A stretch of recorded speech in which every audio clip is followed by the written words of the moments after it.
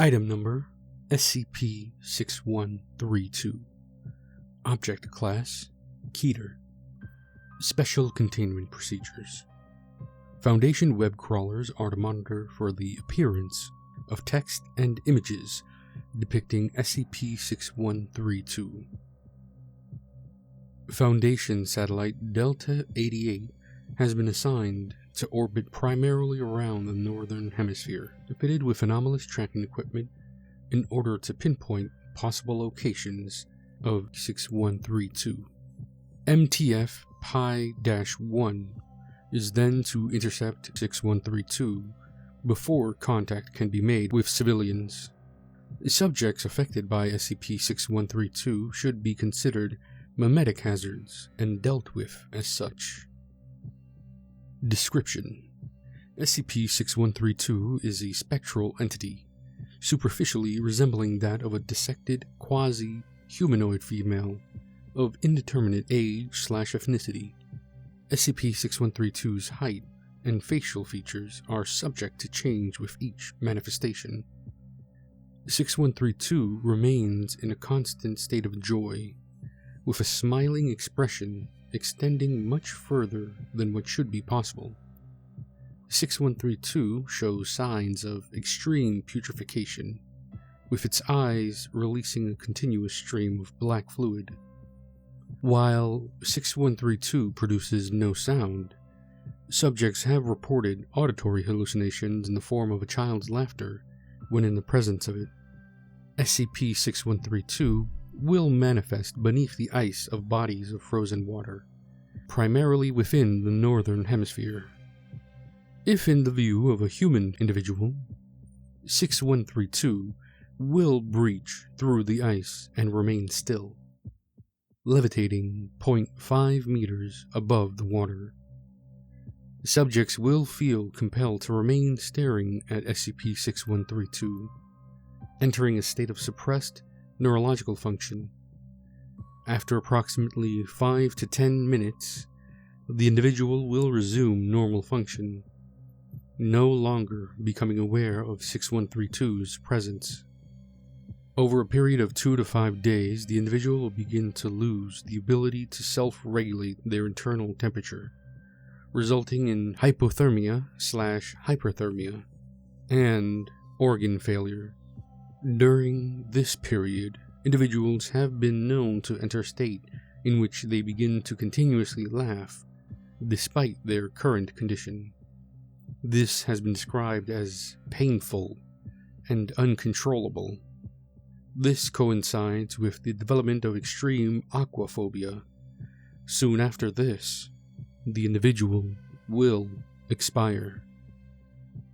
Addendum 1.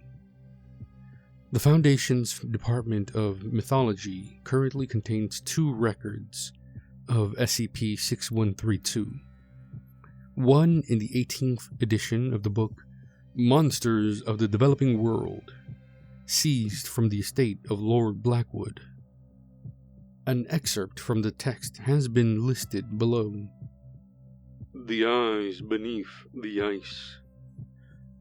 6th of January. Upon my travels deep into Russia, high up north, through heavy snow and dense winds which ran wild across the evergreen forests, I was spurred on by legends of a creature living deep within these icy barrens. Frederick said it had to be a surprise. "It's your birthday, after all," he said, "and something within me yearned for the adventure, and I took the offer like a dog chasing a ball." Our guide told us we were headed for the Lake Baikal in Siberia, one of the deepest frozen lakes in the world, and the likely place to spot this elusive creature. A team of me, Frederick, our guide, and 2 others set off the next morning for the Great Lake. 7th of Jan. We struck gold. Never in my years have I seen such a place, and please excuse my candor, but it had to be one of the most beautiful, gosh darn things I have ever seen. A colossal sheet of ice, with a depth that stretched into the thousands. The ice was clear as day, yet my eyes could only pierce into a small fraction of its depths. We set our base up by the lake's edge, hoping for the creature to emerge so that I could photograph it for my collection. 8th of January.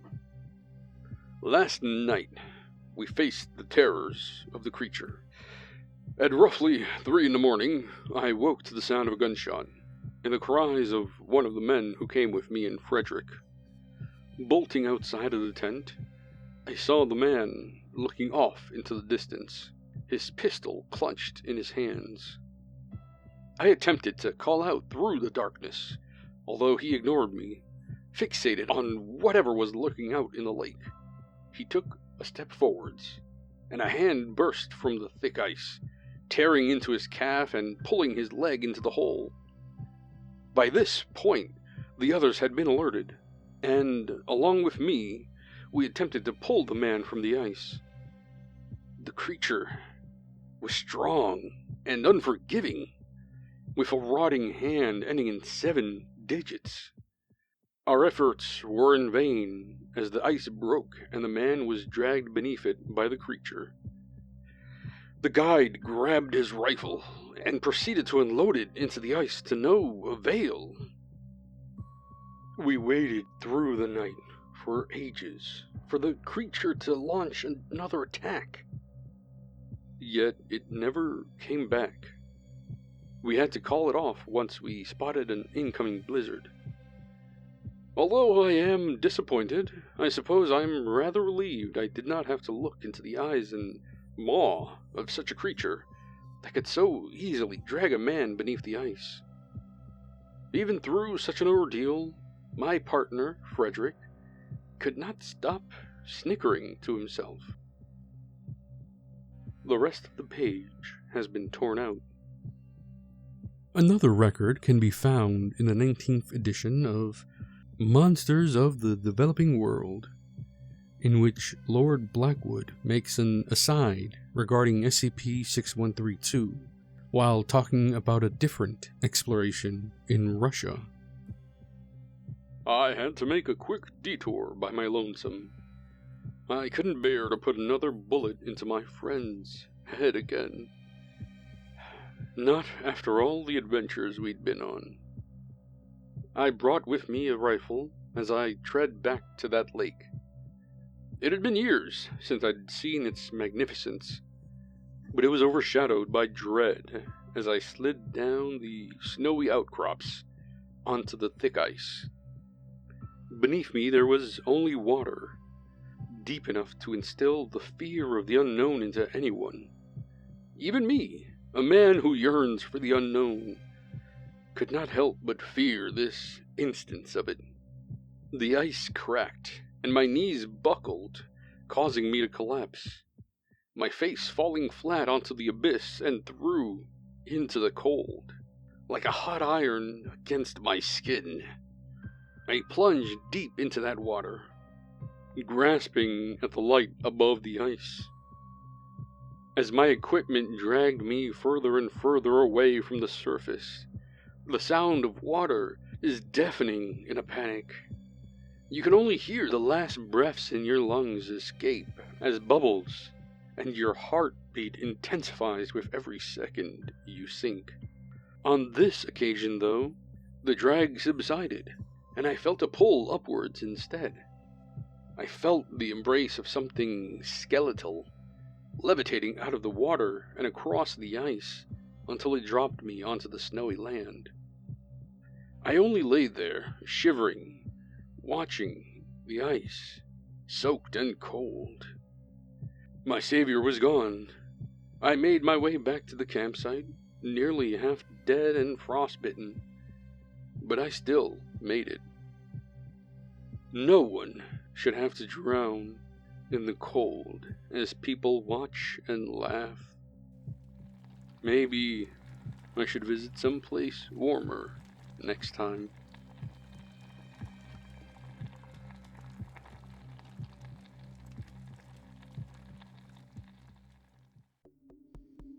I can't get good enough service to call for help.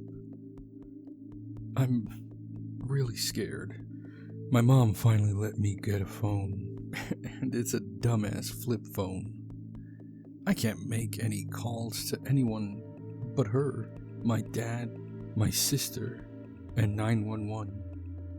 I'm making this post on my sister's phone, but it's really messed up from the crash. If anyone is traveling in East Tennessee, please help. There's something outside, and it's trying to get in. My sister has not come back. Something is moving around outside the car. I do not believe it's her outside. I'm all over the place. I can try to explain some, so if anyone can come get me, you'll know where to find me. We crashed somewhere in the valley, driving home. It started snowing earlier than expected. I was excited at first. I wanted the snow to stick, so I could stay out of school a few extra days after Christmas break was technically over. My sister had been speeding beforehand. It was past 11 p.m., and we still had 2 more hours to go on the drive until we made it home. When the snow started, she slowed down a lot. We didn't have a big car to really do well in this type of weather. I was messing with the radio, flipping through station after station for something I wanted to listen to. There was nothing good on. I was so bored. I tried reading in the car, but it just made me sick. I stared out the window for a while, but the growing collection of roadkill littering the side of the road was depressing me. I sighed heavily, causing my sister to glance in my direction, a frown on her face. "What are you sighing about?" "Nothing's on," I snapped, already feeling my body's nerves heighten in self-defense. She scoffed at me, but didn't say anything. I continued to grumble about it. "You didn't download any playlist on Spotify?" "I didn't think about losing reception," she said sharply. "You're lucky the radio is working this far out. Be grateful. Jesus. I just hope it stops snowing soon. I don't want to pull over." I rolled my eyes at the "be grateful" part. What did I have to be grateful for when she was bussing me between our 2 parents? I wanted to stay with my mom, but I didn't have a choice yet to say no to staying at my dad's every other weekend. Grace got to have a choice. She was 19 and going to UT in Knoxville. She didn't have to stay with Dad alone at home when he got drunk.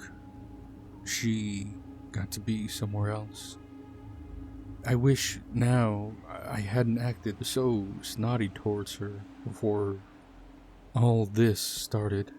I didn't know it would be our last real moment together. Even though she slowed the car down, the road had started to ice long before it had begun to snow. A cold snap was moving quickly through our area. As snow was growing heavier, she leaned forward more in her seat. She was squinting and sat in a hunched, shrimp-like manner, in an attempt to try to see the road more clearly. Grace reached over and shut the radio off, causing me to protest. I couldn't stand any type of silence. I was always listening to something. "Hey!" She didn't take her eyes off the road as she said, "I need to focus. Hush." My face scrunched up in anger. I didn't like it when she did that. Grace was always talking down to me. I didn't want to sit in silence for 2 hours. So I pressed the button to turn the radio back on. Grace turned it off again. I turned it back on again. I couldn't help but laugh at how red her face got, like it always did when she was angry. I liked that I was getting under her skin, so I started messing with the volume as well. She took one hand off the wheel to punch me hard in the arm. "Cam, you're going to kill us. Fucking stop." Grace laughed, but it had a hysterical edge to it that made me take her a little more seriously. I shouldn't be playing games like that on a dark, icy road. We were turning a corner on a curvy mountain road when a massive shape stumbled out of the trees suddenly. It moved clumsily and somewhat stiffly in an odd way. Grace jerked the wheel sharply to swerve, to avoid the hulking creature blocking the road. She was too late, and the left edge of the bumper rammed into the shadowy shape. Grace's arm came instinctively out in front of me as she lost control of the car, and the passenger side got scraped up on the side of some trees. My neck was screaming in pain. Luckily, I hadn't hit my head against the window when we spun. The airbag had gotten me good in the face, though. Felt like I had been punched square in the mouth. My glasses got knocked clean off. I could feel my lip quickly swelling and could taste blood. I felt like vomiting as my stomach muscles heaved in protest. "Gracie?" I called out, my voice breaking embarrassingly. I was afraid to turn my neck and hurt it worse. I felt her hands trembling like a moth's wing down my arm to squeeze my hand in reassurance. I felt relieved she was awake as well. "Cameron, are you okay?" "Yeah. Are you?" Yeah. Can you move?" I shifted in my seat and wiggled my fingers and toes. It didn't feel like anything was broken. I think so." "Okay. Move slow and try to unbuckle." She sounded so calm, despite the shaking. I felt around for my seatbelt buckle and released it. The car door made a crunching sound as I stepped out. That didn't seem good, I thought. Grace quickly moved to my side. A trickle of blood was flowing steadily down the side of her face. She pressed her cardigan sleeve to her temple and winced. I frowned at her, worried. She smiled, but it didn't reach her eyes. "I'm okay. Heads bleed badly. I'm sure it looks worse than it is." I didn't believe her, but I didn't say anything. I think I was in shock. Definitely in a state of disbelief as I stared at the dark shape in the middle of the road. One of the headlights was completely smashed, and the other was flickering in and out. I gripped Gracie's hand tighter as she stepped towards the figure. The stench hit us first. A sweet undertone to a rotten musk that could turn your nose hairs gray. We both gagged at the smell. As we moved closer, I saw that the monstrous shape was actually a big male deer. One of his antlers was torn off and a blood chunk down the road. His breaths came out in sharp, harsh rasps that chilled me more than the snow soaking into my clothes. I could see now that his neck was turned completely in the opposite direction. I was amazed how its head still clung onto its body, and the large gashes littered across the deer's neck and body. How could the deer still be breathing with its body all twisted like that? I didn't understand how the car did so much damage like this to such a large creature. My eyes started to water at the smell, and I stepped back instinctively. I didn't want to be anywhere near that animal. Gracie didn't share the sentiment as her free hand twitched up and down as she debated on touching the deer. The more I looked at the deer, the more movement I began to see. It confused me. The fur was greasy and had a dark green tint to the coarse, tawny fur. It didn't look right, with all the blood mixed in it as well. Then I noticed something was moving underneath the skin of the deer, like watching a skipping stone send ripples on a calm lake as small wriggling creatures moved throughout the deer's body, their fat black bodies pouring out from the open wounds on the animal. They mixed into the cooling blood, staining the snow black. I lurched forward and grabbed Grace. "Something's wrong with it!" I yelled, desperately yanking her back. She stumbled, but we both let out sharp gasps of horror as the body of the deer began to twitch. It lurched and made crunching noises as it attempted to stand on broken bones. The deer's legs were bent awkwardly and in different directions. It lurched towards us as we ran back to the car. Grace locked the door once we dove inside. Despite a cracked windshield and bent car doors, it felt a lot safer to be in the car than face that deer head on outside. It tumbled and fell 2 more times as it tried to crawl towards us. I don't think the deer was alive when we hit it. Grace tried her phone to reach 911, but there was no service. My phone had even worse luck as it wouldn't even ring. She tried multiple phone numbers on both our phones and couldn't reach a soul.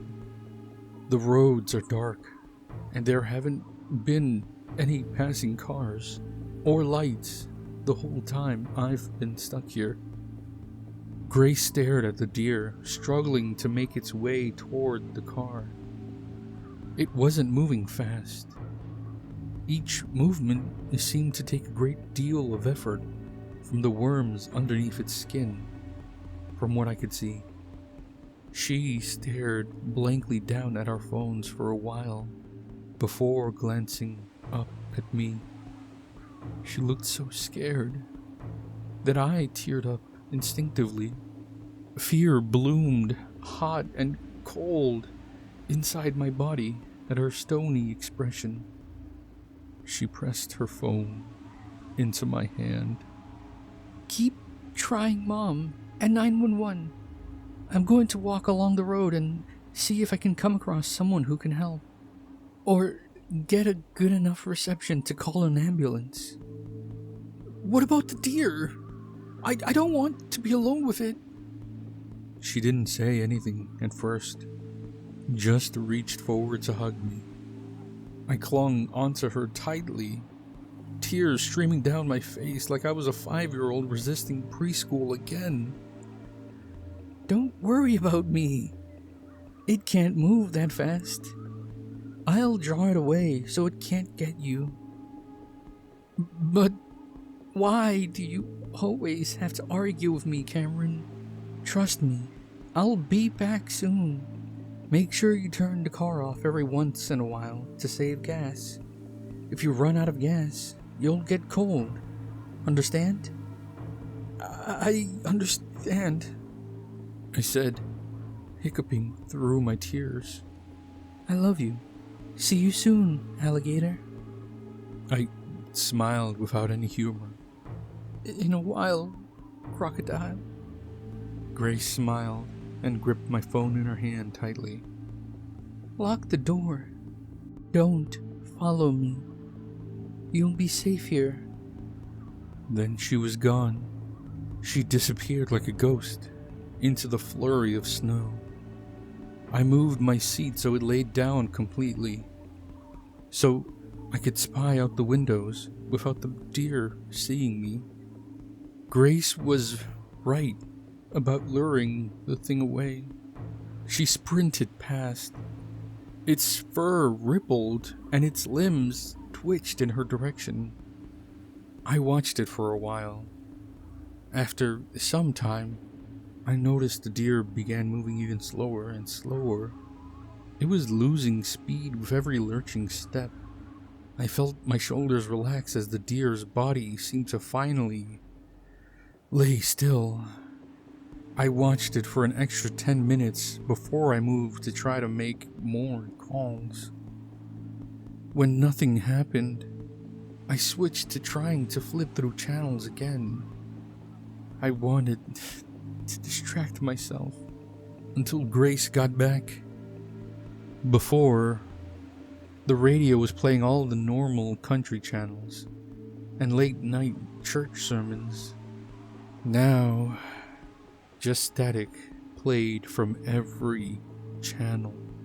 I figured the snowstorm must have knocked out all communication if I couldn't get anything on the phone or the radio. It's been hours, and Grace is still not back. Her car is gonna run out of gas soon. Please, I just need someone to come help, or call the police for me. It's almost 2 a.m. I'm so cold. The snow is still piling on. I'm afraid I might be buried in it before anyone can find me.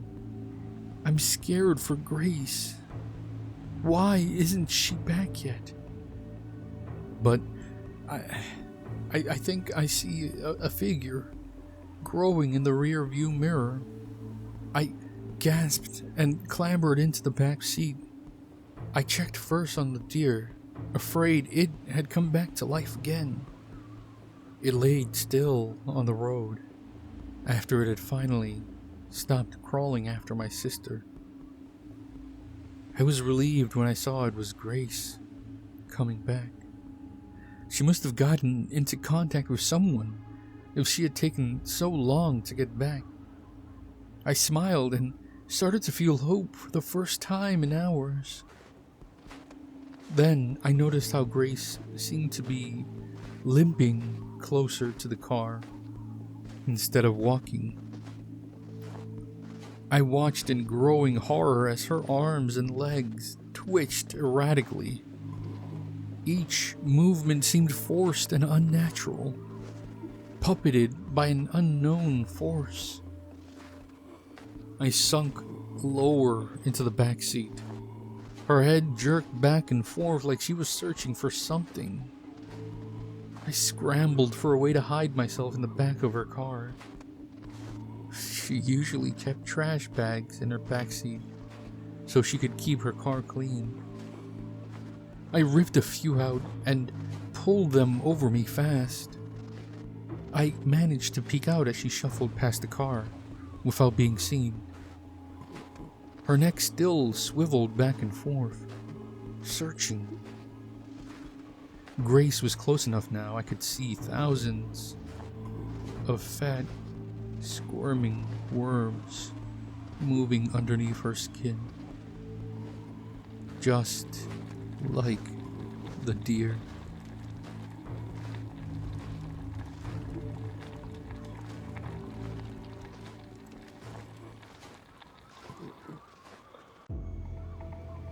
The wind howled like a banshee as we huddled in the skeleton of an old miner's shack, our breaths misting the frigid air. I clutched my arms around myself, feeling the cold seep into my bones, despite the layers of thermal clothing. The icy fingers of fear crept along my spine, not just from the cold, but from the unnerving knowledge that the Wendigo prowled out there, somewhere in the swirling snow. Damn it, James. We can't just sit here and wait for that thing to pick us off. Tom's voice cut through the tense silence, sharp as the icicles dangling from the splintered roof beams.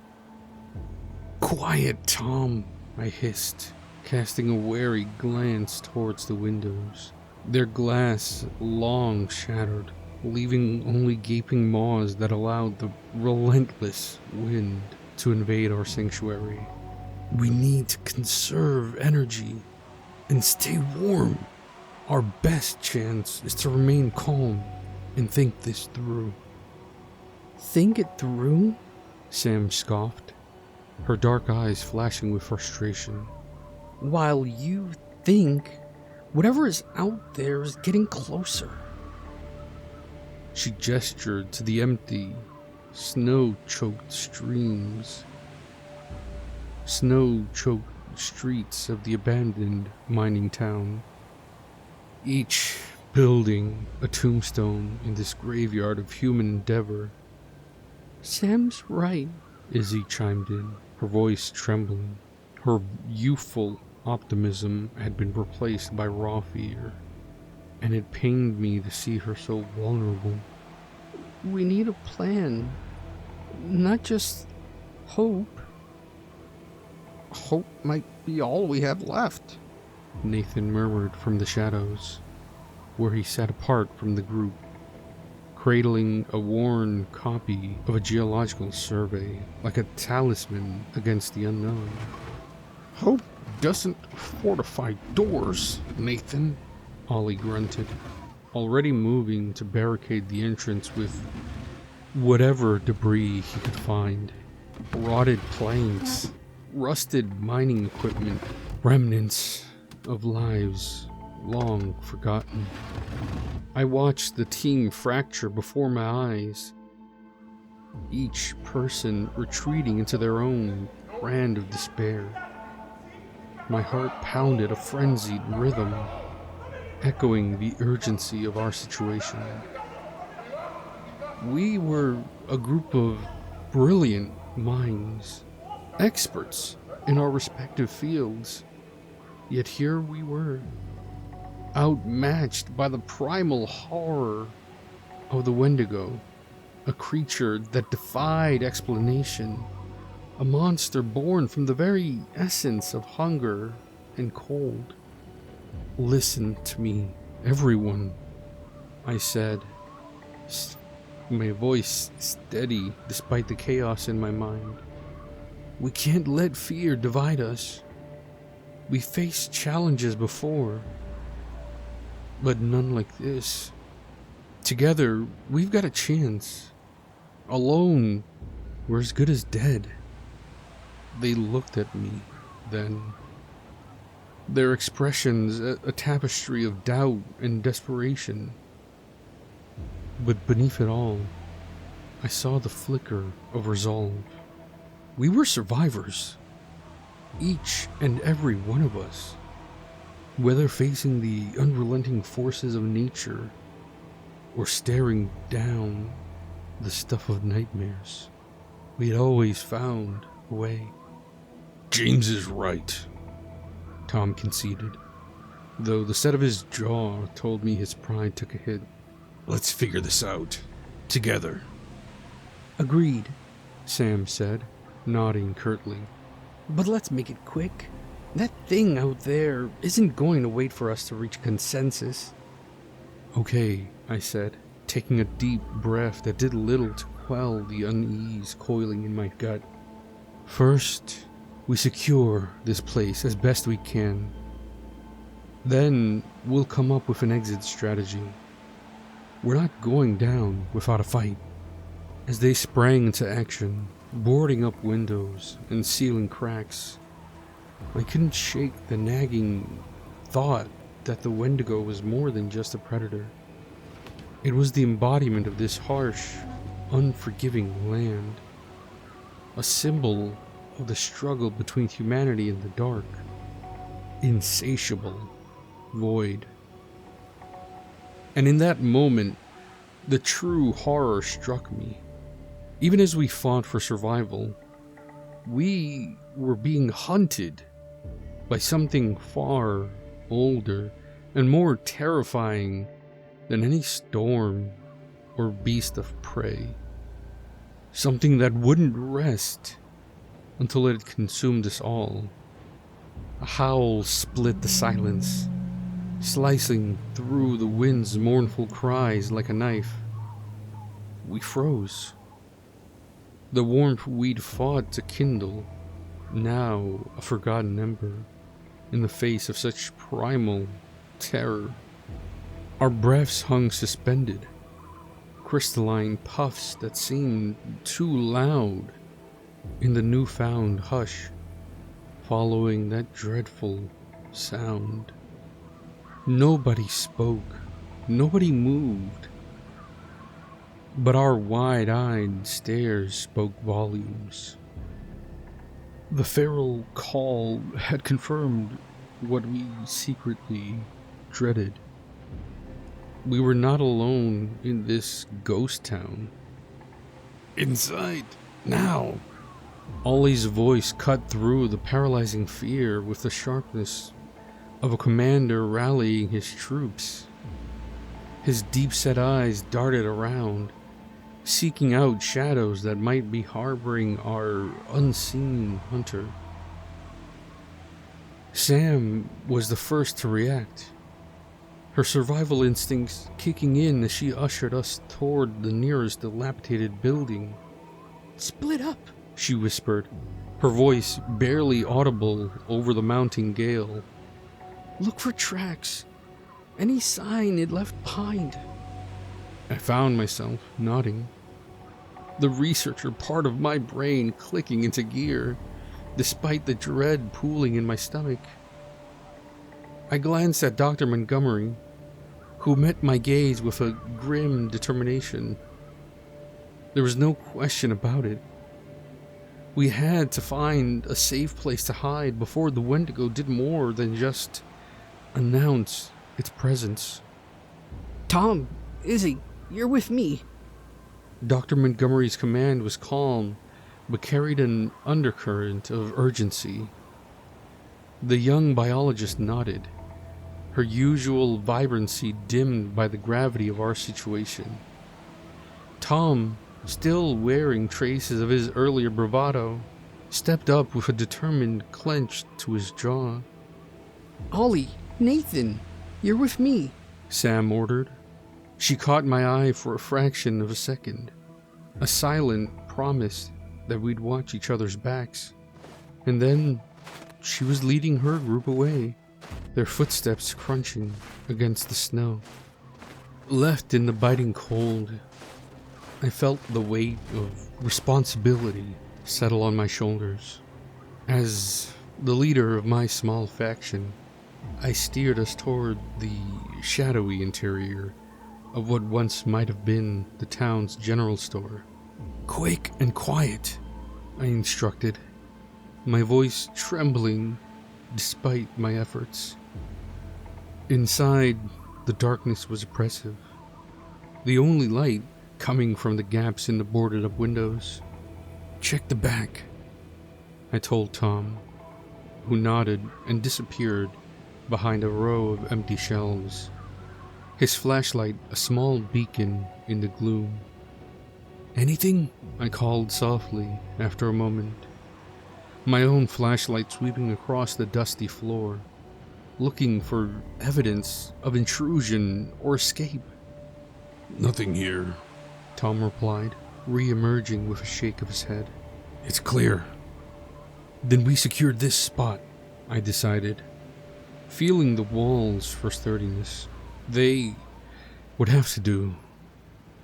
But even as I checked for weaknesses in our temporary refuge, the echo of that haunting cry lingered in my ears. A stark reminder that the Wendigo was out there, somewhere, and we were in its domain now. A crimson streak in the snow snagged my gaze, a stark contrast to the surrounding whiteness. My breath hitched, frost clinging to my scarf as I crouched beside the gruesome trail. "Over here," I hissed, signaling the others with a mix of urgency and dread. Tom and Izzy joined me at the crimson-stained snow, their faces pale in the dim light. The trail led away from the general store, disappearing into the howling wilderness beyond. I could feel the tension mounting in the air, a silent acknowledgement of the danger we faced. Is that blood? Izzy's voice quivered, her eyes wide with a mixture of horror and fascination. "It looks fresh," Tom observed, his breathing forming misty clouds in the frigid air. "We have to follow it." A chill crept down my spine as I realized what this meant. The Wendigo was not just a distant threat. It was here, among us, its hunger manifest in this macabre path it had left behind. "We stick together," I ordered, my own voice betraying a flicker of uncertainty.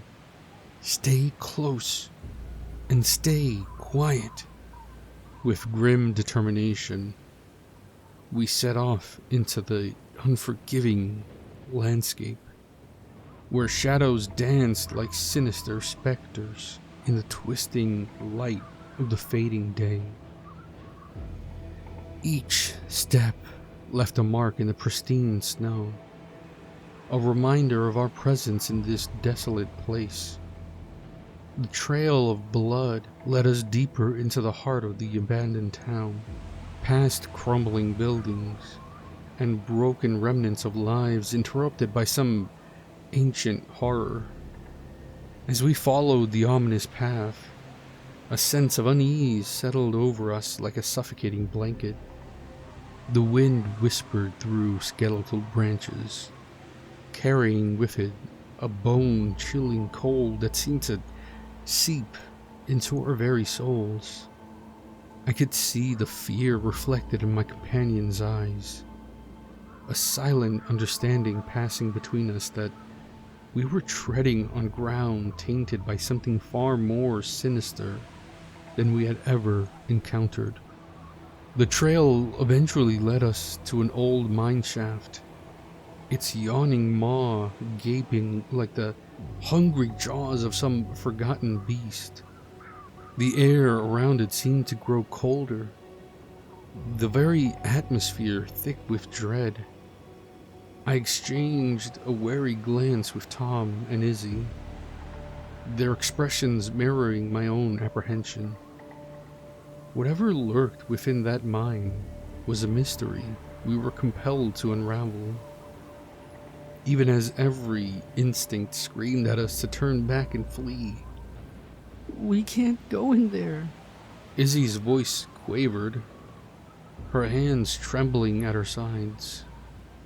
"We have to," Tom insisted, his tone firm despite the fear lurking in his eyes.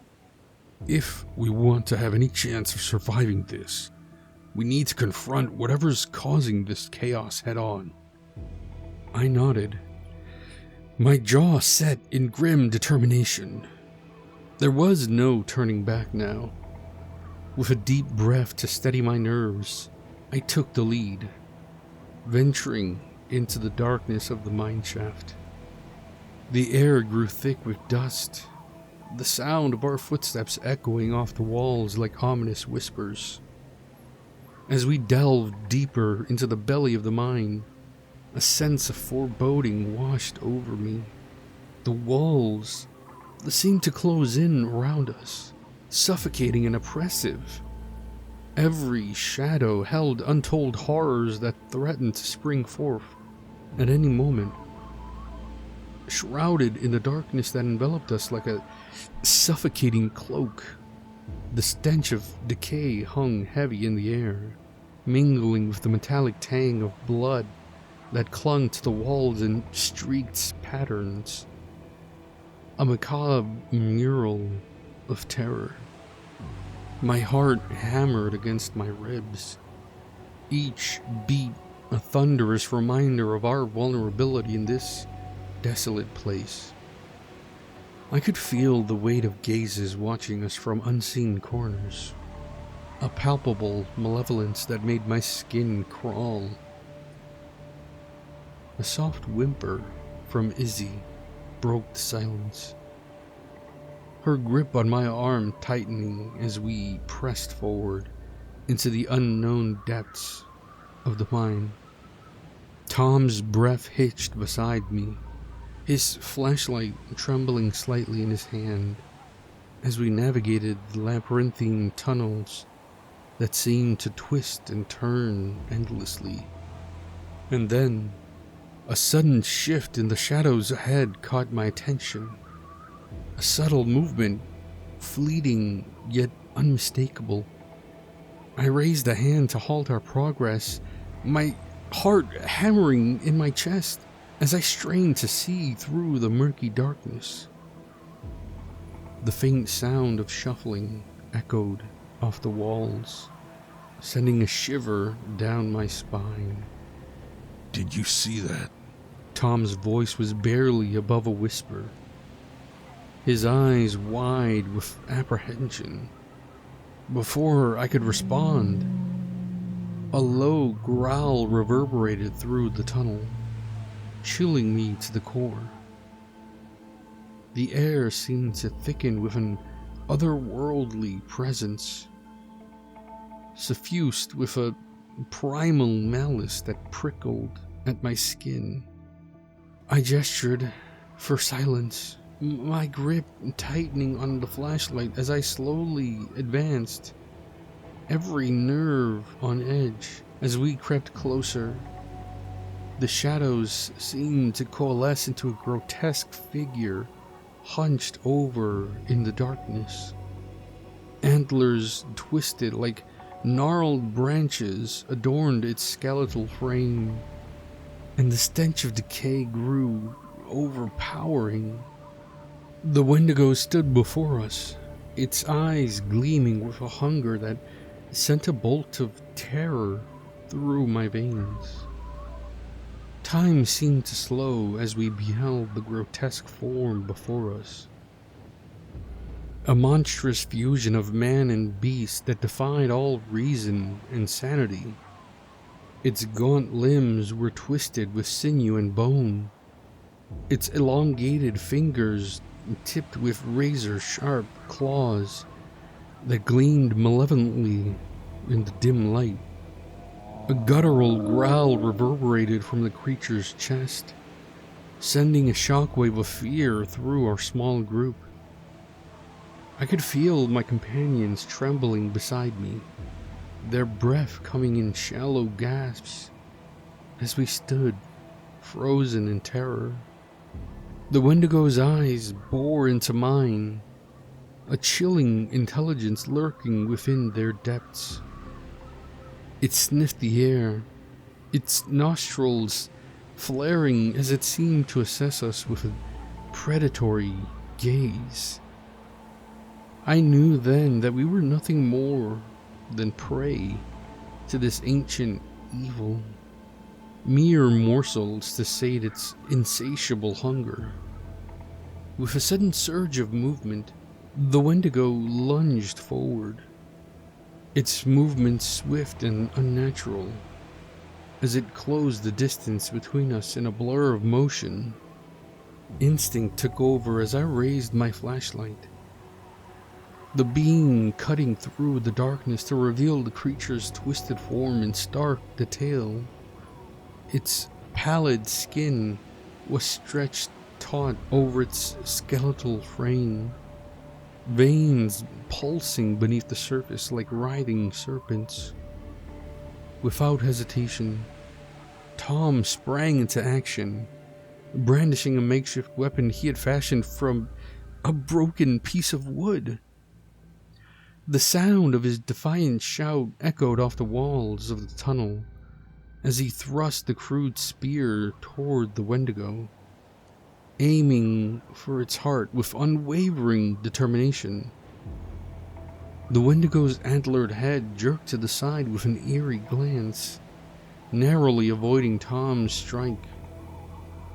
In retaliation, it lashed out with a clawed hand, swiping at him with blinding speed. Tom stumbled backward, a gash appearing on his forearm where the creature's claws had grazed his flesh.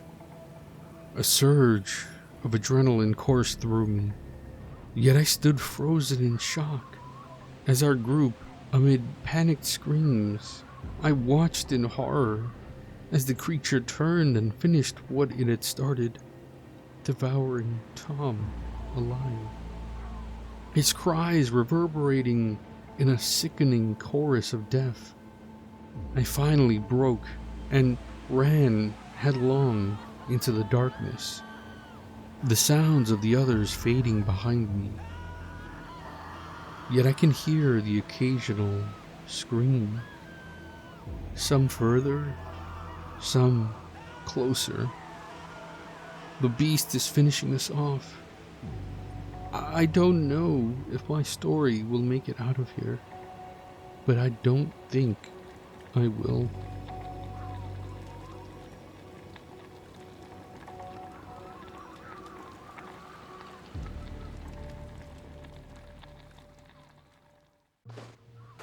Item number SCP-4666. Object Class Keter. Special Containment Procedures. Web traffic and law enforcement channels worldwide are to be monitored for evidence of SCP-4666 activity, and particularly for cases of stalking or reports of anomalous phenomena involving families with young children. Should a Weihnachten event be suspected to be in progress, the nearest containment task force is to be dispatched to attempt containment of SCP-4666. Standard PDP/8 humanoid first contact protocols apply. Media coverage of family deaths attributed to SCP-4666 is to be suppressed or falsified to make said deaths appear as non-anomalous home invasion murders. Forensic evidence and SCP-4666-A instances collected by non-Foundation agencies are to be confiscated and witnesses amnesticized.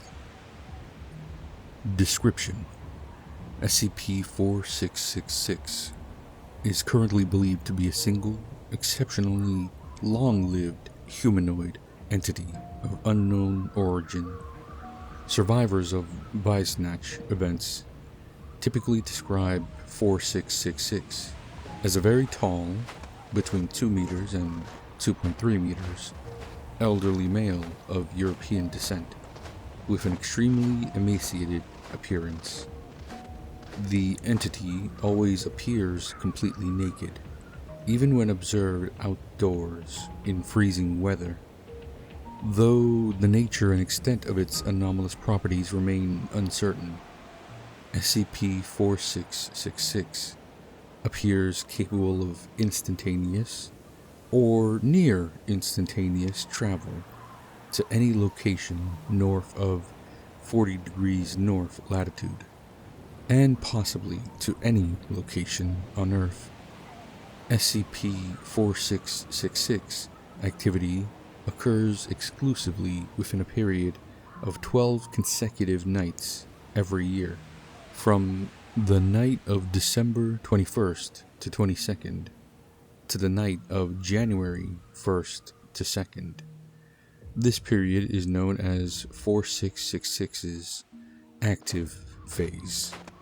During this phase, in what are termed Wisnach events, 4666 will appear at dwellings in one or multiple locations north of 40 degrees north latitude.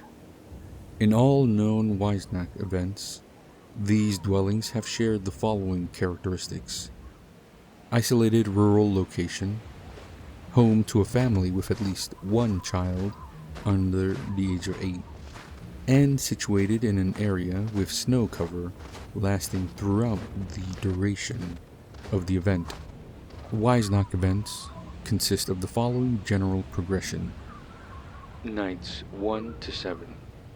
Children will report seeing SCP-4666 in the vicinity of their family's dwelling. The entity will typically be observed watching the dwelling from a distance, such as from across a nearby field or from the edge of a neighboring forest.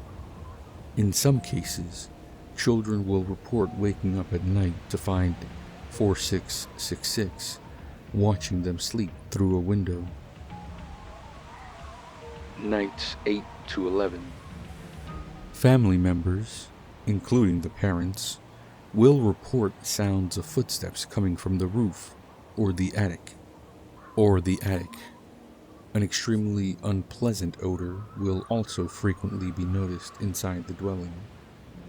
No cause for these phenomena will be found. As a result, parents will often begin to suspect that their family is being stalked, or even that their dwelling might be haunted. Night 12. Over the course of the night, one of two scenarios will occur. The first, and most common, is that SCP-4666 will kill all members of the family, save for one child under the age of 8, whom it will abduct. SCP-4666 will inflict incapacitating injuries to family members while they are asleep, then herd them into a single room of the dwelling, where it will proceed to kill them in view of each other. The method of killing varies with the event, and will typically be preceded by some form of torture, which appears to serve a ritualistic purpose. See Wisnach events log below. In the second scenario, which has occurred in roughly 15% of known Wisnach events, 4666 will not harm the family. Family members will report hearing footsteps inside their dwelling during the night, though no signs of forced entry will be found. In the morning, children will discover presents at the foot of their beds. These will consist of toys crudely crafted from the remains of human children. See SCP-4666-A instances log below. The criteria, if any, by which SCP-4666 determines the outcome of a Wisnach event are unknown. Notable Wisnach events. Location: Unknown village, Croatia. Year: circa 1498. Description of Wisnach event: unconfirmed. An entire family was killed, with the exception of one of the children, age unknown, who was abducted. Though specific details about the event are not available in recovered documents, it was noted that the killings presented strong paganistic elements and that the family members had been made to suffer greatly prior to death.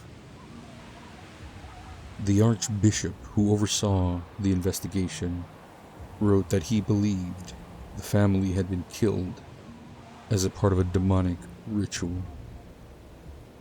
Unknown village, Rupert's Island, present-day Ontario, Canada, 1689.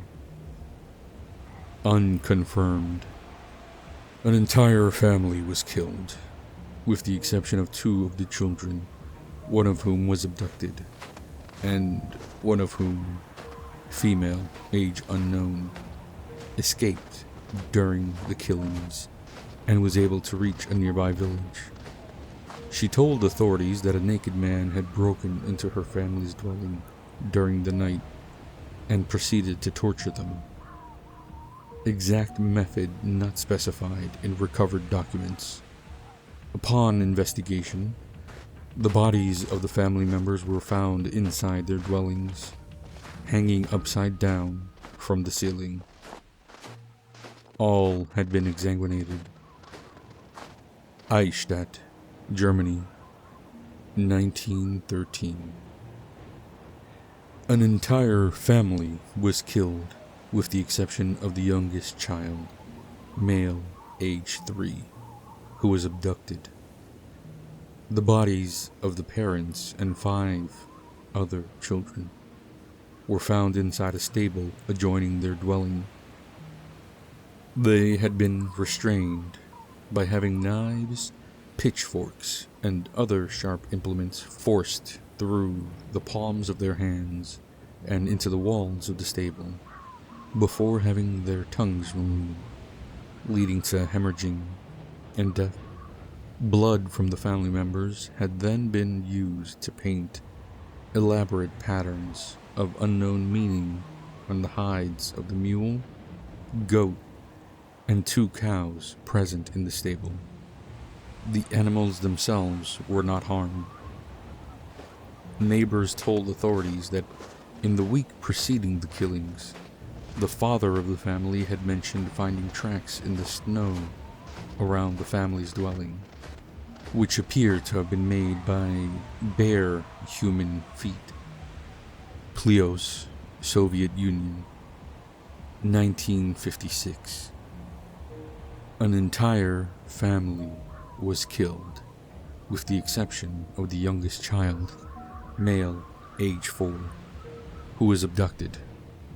The bodies of the parents and 1 other child were found in the living room of their house. They had been restrained and their feet held over the fire in the fireplace for an extended period of time, calcining the tissues of the feet and exposing the bones. They then had their heads crushed with an unknown heavy implement. Hundreds of bite marks, believed to have been inflicted post-mortem, were found on each of the bodies. Branches cut from a fir tree outside the house had also been placed over the bodies, to unknown purposes. Skudeneshavn, Norway, 1971. An entire family was killed, with the exception of the 2nd youngest child, female, age 5, who was abducted. The bodies of the parents and 2 other children were found in the basement of their house. Each had at least 1 limb pulled off by brute force before being stabbed precisely 39 times with an unknown sharp implement, possibly a piece of bone from one of the removed limbs, resulting in massive blood loss and death. The family members had then been eviscerated, and their small and large intestines removed and cut into 30 to 50 centimeter long pieces. These had been arranged in radiating lines around the bodies. Feces from the intestines had been used to trace symbols of unknown meaning on the walls of the basement. A Gilstader, Iceland, 1996. An entire family was killed, with the exception of the youngest child, female, age 4, who was abducted. The bodies of the parents and 7 other children were found inside the house. All had large pieces of skin removed from their backs, necks, and groins prior to death. Removed skin was found to have been partially consumed. They had then been killed by decapitation with a bucksaw that had belonged to the family. Following death, the family members' headless bodies had been carried to their respective rooms and placed on their beds. Each of the removed heads had also been placed upright on a step of the staircase leading from the first to the second floor, with the parents' heads on the top 2 steps and the children's heads on the lower steps, in decreasing order of age. Notable SCP-4666-A instances recovered. Location. Nurmes, Finland, Year. 1811. Description of SCP-4666-A instance. A small wooden drum with 2 wooden drumsticks of uneven length. Drum skin consists of a 390 centimeter squared piece of skin belonging to a human child, stretched with the thread made from human tendons. Gallagher, Wales, 1857. A flute, a small knife, 15 centimeters in length. Blade is 6 centimeters in length. Sculpted from a single piece of bone belonging to a human child. Symbols of unknown meaning have been carved into the handle. Makat, Kazakhstan, 1903. A flute made from the hollowed out femur of a human child. Holes have been bored at uneven intervals along its length. The femur appears to have been dyed with human blood. Bangor, Michigan, 1960. A wooden box containing 13 miniature human-like figurines, each 4 to 6 centimeters in height, made from the phalangeal bones of human children, tied together with strips of human tendon. The figurines have been decorated with human hair and small pieces of torn clothing. DNA testing revealed that the remains belong to 18 separate children. Cape Broyle, Canada, 1976. A ball 23 centimeters in diameter, made from 19 layers of human skin, wrapped tightly around the desiccated head of an unidentified human child. Male, age 2 to 3. Layers of skin are held in place with pine resin. Bard, Netherlands, 2006. A hairbrush. The handle is made of wood and poorly carved. In place of bristles, 43 deciduous human teeth have been set at irregular intervals into the handle. DNA testing revealed that each tooth belonged to a different child. Only 2 of the teeth could be matched to known abduction victims of SCP-4666. teeth vary in age from a few days to over 400 years. Discovery.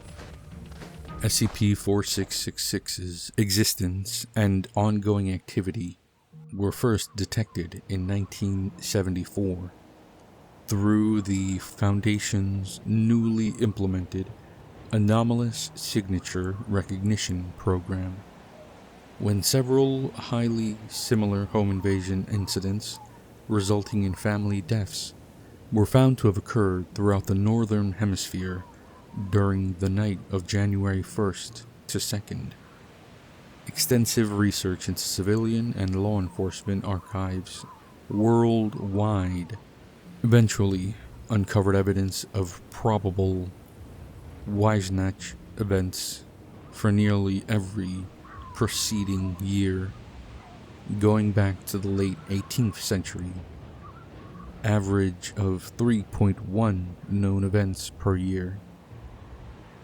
Numerous historical documents were also found which appear to describe SCP-4666 activity occurring prior to this period.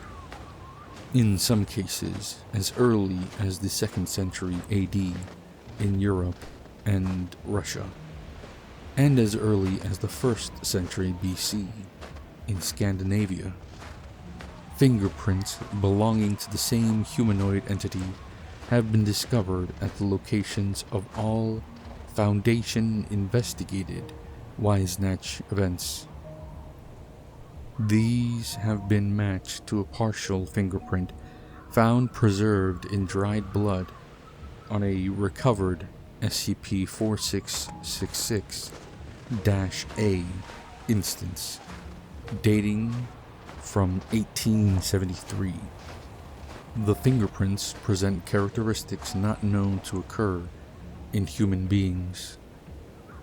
Human-like white hairs were also recovered from the locations of several Weisnach events, though no DNA, human or otherwise, could be extracted from them.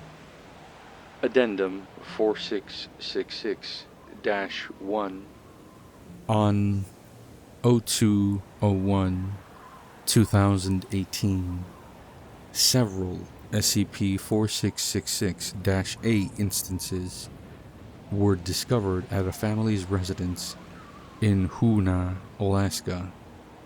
Following the conclusion of Weisnach Event 06/01/98, among these instances were SCP-4666-A-0960, which consisted of a crude, life-size doll made from the emaciated body of a female child, to which the following modifications had been made.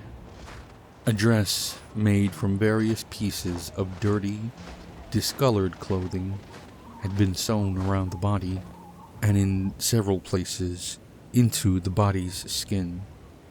The mouth had been sewn shut with thread made from human tendons, and the lips painted red with a solution consisting primarily of human blood. The fingernails of another child had been glued over the body's fingernails with pine resin. These had been painted red with the same human blood-based solution. 3 of the body's fingers were missing. The entire scalp had been removed from the head, and the scalp of another child with long blonde hair sewn onto the body in its place. The hair had been tied into 2 braids. Both eyes had been removed, and 2 large, round pebbles on which eyes had been crudely painted, placed into the empty orbits. Upon examination by the family, the child from whom the doll had been made was found to be still alive, albeit unconscious. Authorities were notified, and the child was airlifted to Bartlett Regional Hospital in Juneau, Alaska, where she survived for 18 hours. 2 Foundation agents were dispatched and were able to interview the subject. See interview log below. Following the subject's death, her body was confiscated by the agents, and all witnesses amnesticized as per standard procedure.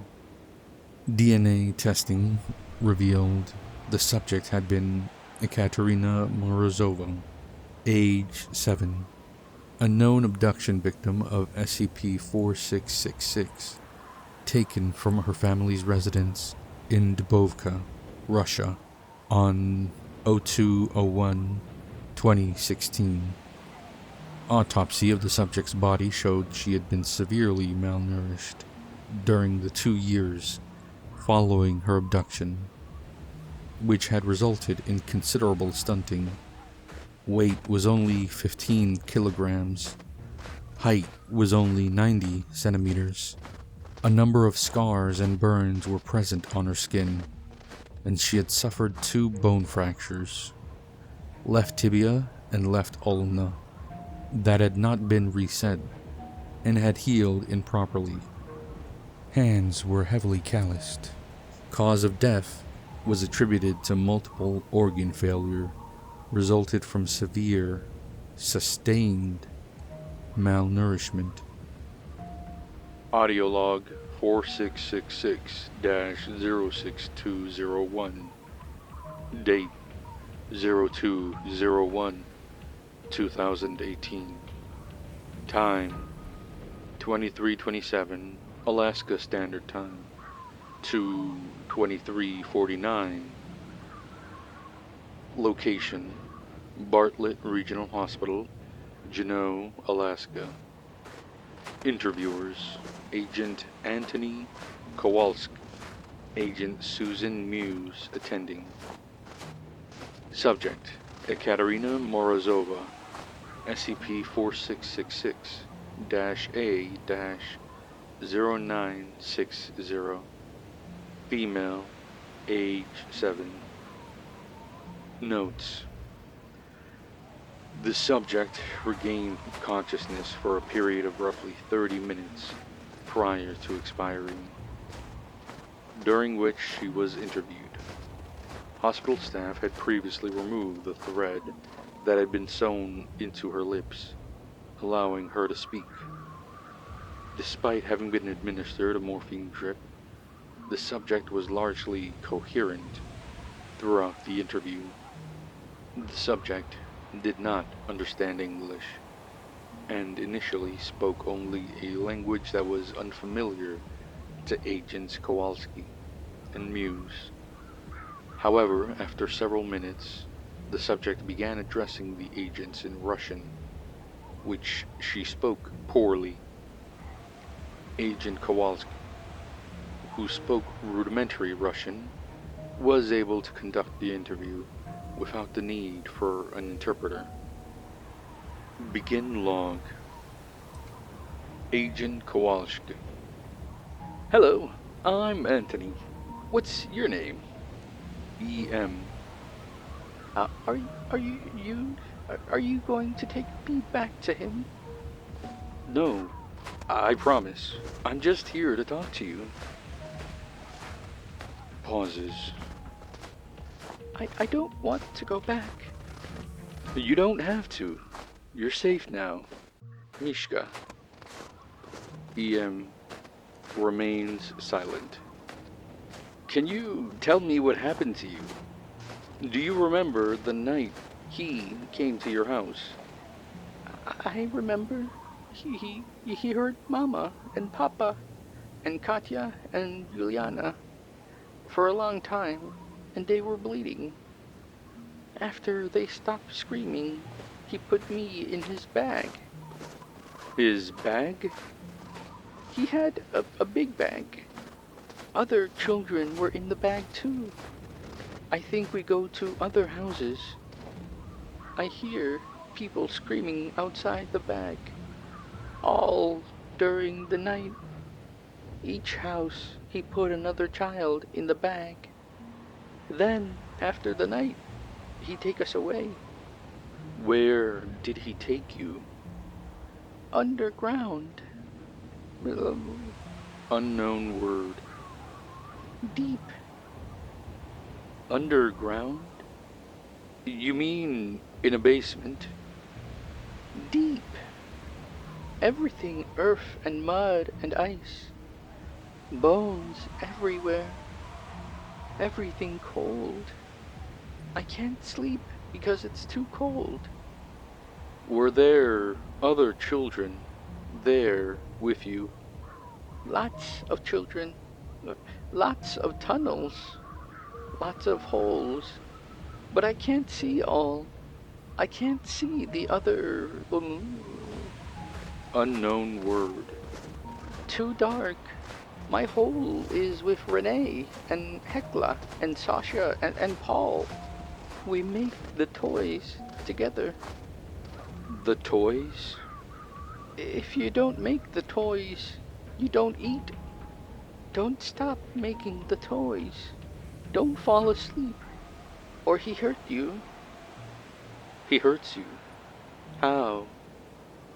He hit you, or he burn you, or he bite off your fingers, or he cook you on the fire in his room and eat you. He eat Philippe and Sally. What about you? How did this happen to you? Did he do this? Pauses. Renee and Hecla and Sasha and Paul do this. They have to. Why? I get sick. When you can't make the toys, you become the toys. End. Logged.